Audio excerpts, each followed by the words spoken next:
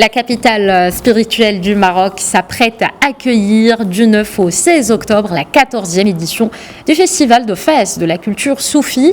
Le thème retenu cette année, voyage sur les hauts lieux du soufisme. Et nous avons le plaisir d'accueillir en direct Fawzi Sqali. Vous êtes président du Festival de Fès de la culture soufie. Bienvenue, merci d'avoir accepté notre invitation. Merci à vous, merci à vous. Alors, le festival est donc à sa 14e édition. Pourquoi d'abord ce thème en particulier et quelles sont les nouveautés de cette édition ? Alors, bien sûr, il faudrait souligner que cette édition, comme celle de l'année précédente, se passe en digital, ce qui est déjà une nouveauté en soi, et puis une façon d'explorer ce patrimoine culturel et spirituel du soufisme à travers le monde. Et c'est cela qui est particulièrement intéressant et qui justifie d'ailleurs l'intitulé de cette édition, Voyage à travers les hauts lieux du soufisme ou sur les hauts lieux du soufisme. Et par là même, ce voyage va s'effectuer en digital, mais en réalité par l'exploration des lieux, des grands sanctuaires, des grands mausolées, aussi bien au Maroc que dans le monde.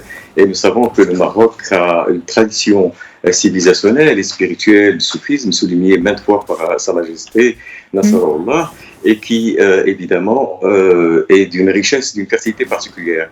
Si bien que chaque année, il y a une créativité de cette spiritualité.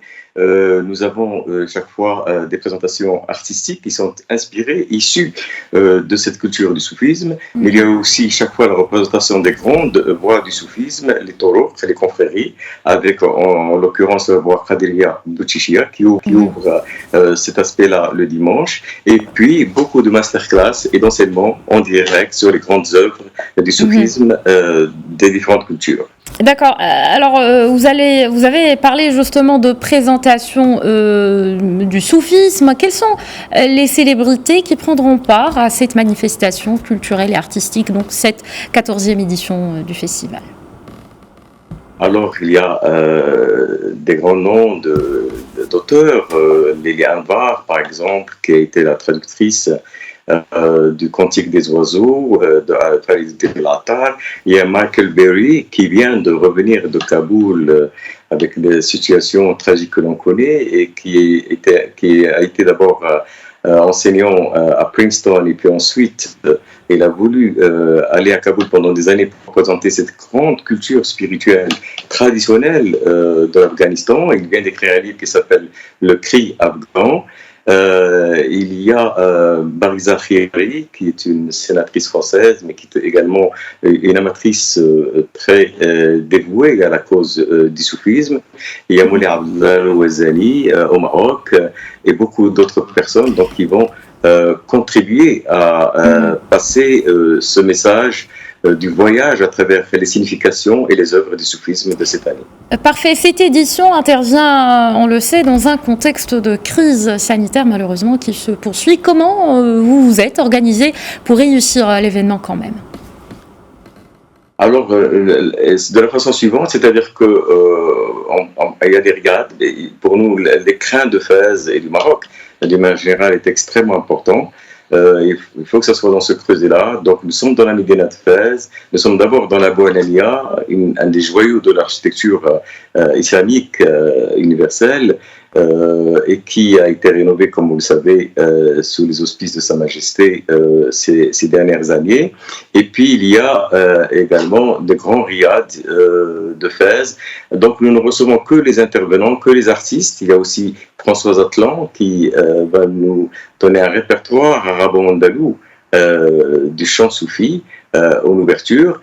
Et donc, à partir de ces riads, nous recevons les conférenciers, les artistes, les tables rondes. Et donc, l'esprit de Fès est présent à travers cette diffusion. Alors, tout cela est filmé et ensuite transmis à travers les canaux digitaux, mais aussi les canaux des grands médias internationaux. Et à ce titre-là, nous sommes très heureux du partenariat que nous avons avec Média TV et Média Radio. Parfait. Alors, quand on parle de Fès, on évoque certainement la spiritualité qui a toujours accompagné l'homme à travers l'histoire. Elle s'avère d'un grand apport surtout dans les moments difficiles qui marquent notre existence. D'ailleurs, nous passons par une crise sanitaire qui a mis à genoux toute une planète.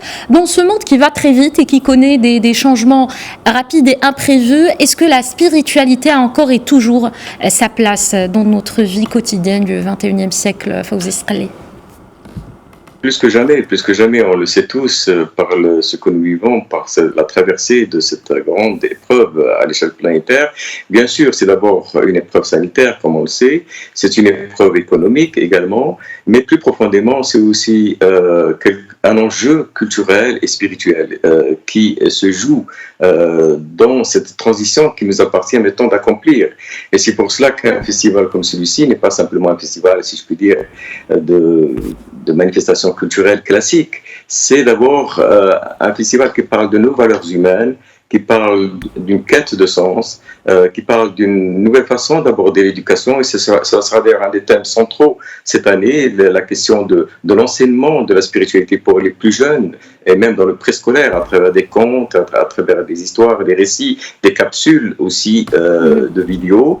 Et donc je pense que nous sommes dans un moment de changement de cap. Et tous les signes sont là pour nous l'indiquer.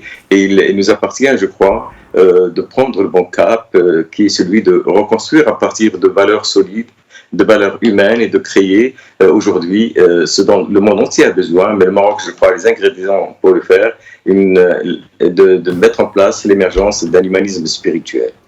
Merci beaucoup pour ce message, Fawzi Sqali, président du Festival de Fès de la culture soufie. Merci également d'avoir répondu à nos questions.